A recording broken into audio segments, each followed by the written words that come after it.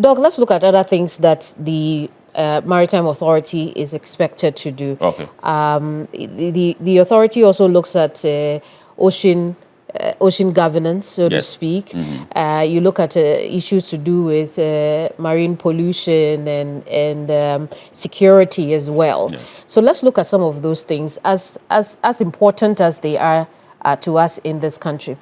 Let's start off with trade and the blue economy, as we have it, right? Help us understand the GMA's role in that aspect of our marine ecosystem. Okay. So we are a coastal state, and because we are a coastal state, we have a maritime space. As an authority, we regulate shipping and shipping activities in such a way that Ghana as a country can maximize its benefit from maritime trade, but also to limit the possibility of some of the adverse effects. Right. For example, issues of security or insecurity that may flow out of the presence of vessels. We address that. You've talked about pollution, which is what we address. Okay, so let me practicalize it and you look at it. As an authority, hundreds of vessels come into our ports and also traverse our coast. So as an authority, Ghana Maritime Authority, we man the maritime space, or we try to, as much as possible, have enough information on the maritime space. So if you hear of something we call the Vessel Traffic Monitoring System, this is a device that allows us, from our operational room, just as you are here, to be able to see vessels that are in our maritime space. So we track them. Some of these vessels may be coming into port. Some of them are not coming into port. They are just passing through our coast. And why do we track them? We track them for a number of reasons. We track them for safety considerations, for security considerations, for environmental pollution. And we just don't do that alone. We do that with other stakeholders. For example, the the Vessel Traffic Monitoring System that we have is shared with some main stakeholders in the country. For example, the Ghana Navy, the Marine Police, Customs, Immigration, Narcotics Control, Narcotics Control Commission. We even give something to, if I remember, West African Gas Pipeline. So these are the things that we do. So it helps us monitor the vessels, and then we are able to communicate with some of these main stakeholders in dealing with that. Ghana Maritime Authority, we provide and expected to provide for the manpower planning of Ghana when it comes to the maritime industry.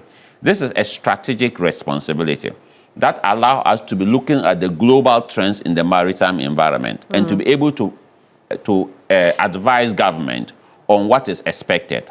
As a matter of fact, expected to even be able to offer policy advice through our line of communication, which is our ministry, to the government, even on other issues that other stakeholders are dealing with. For example, ports. Ports deal with their port operations. But we, as a maritime authority, can look at global trends and be able to tell Ghana Ports and Harbour Authority that this is what we are seeing. May you take that into consideration. So this is some of the things that we do. When it comes to vessels that arrive in our port, we undertake what we call safety inspections on board these vessels. It's almost like cars that are running on our roads. We have to make sure that they are safe.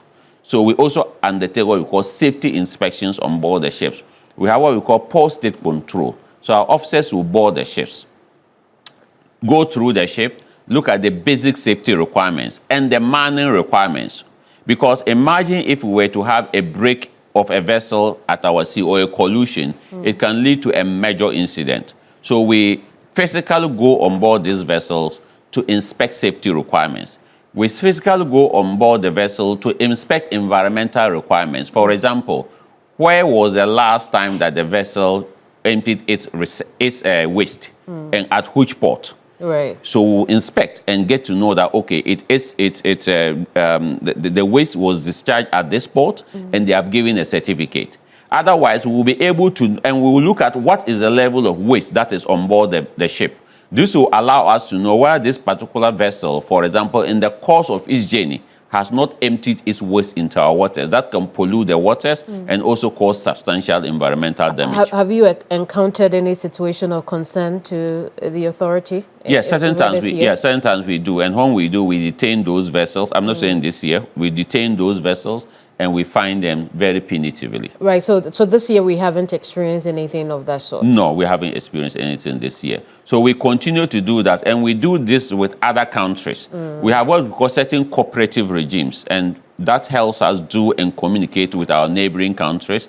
In our region, we call that what we call the Abuja region. Abuja region stretches from all the west coast of Africa, from South Africa, the other side of South Africa or Namibia, all the way to Cape Verde. So we cooperate all to collectively ensure such safety requirements.